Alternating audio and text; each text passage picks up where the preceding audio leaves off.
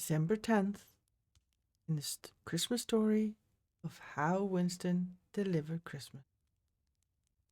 Chapter 10. An important clue.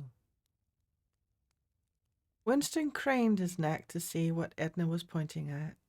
Attached to the side of one of the large buildings overlooking the busy traffic, roundabouts were lots of enormous signs advertising various things: theaters, cinemas, chocolate bars, and even expensive, snazzy socks. Some of the signs were completely lit up. Others had light bulbs all around them, flashing on and off at different intervals. Some had words picked out in fancy light up writing, which fizzed and flickered brightly against the dark night sky. In the middle of it all, this was what Edna had wanted to show Winston. On a huge advertising board, which must have been at least 20 feet high, was the smiling, jolly face of Father Christmas. It was definitely him.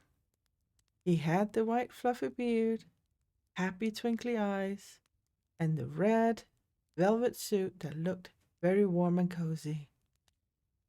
Winston's heart lifted, then it plummeted again. This wasn't the real Father Christmas. It was just a nice picture of him in an advert, Winston said this sadly to Edna. Edna chuckled. "Oh, you are a silly mouse," she said kindly. "Of course it's just a picture. But I think it also might be a clue to where you can actually find him here in the city. Have a read of the sign." Winston looked up again and squinted his eyes against the snow that was still falling all around him. The sign said, "Fortask Department Store. Visit Father Christmas in store today."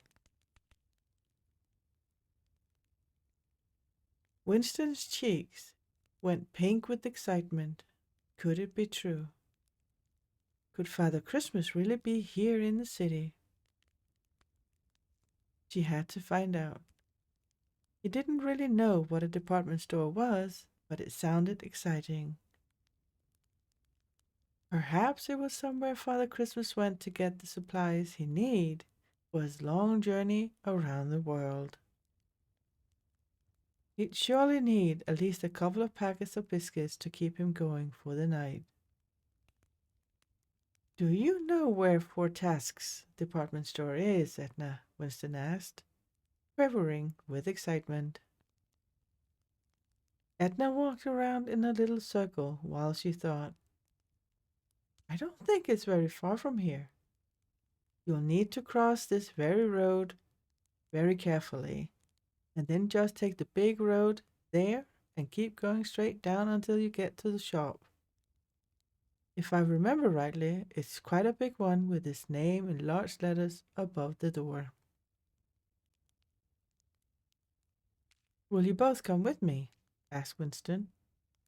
He got quite used to having a nice friend or two with him now. It made him stop thinking about how cold his paws were, or and how grumbly his stomach was. "Oh, I wish I could, my dear," said Edna. "I love an adventure, but I've got to get poor George back to our nest. Look at him." Winston looked around and laughed. George was flat on his back, with his two stick-like legs poking up in the air, and he was snoring so loudly it sounded like an engine. "This is what a belly full of mince pies does to you," Edna chuckled, as she pecked gently at George's tail to wake him up.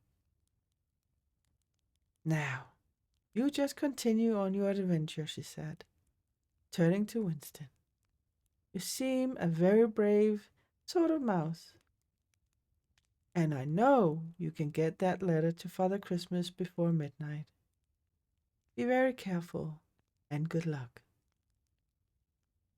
Winston said thank you and let Edna fuss about wrapping his scrappy little scarf warmly around his neck with her beak. Then, with a little wave over his shoulder to the two birds, he picked up the envelope and set off towards Fortask's department store to meet Father Christmas himself.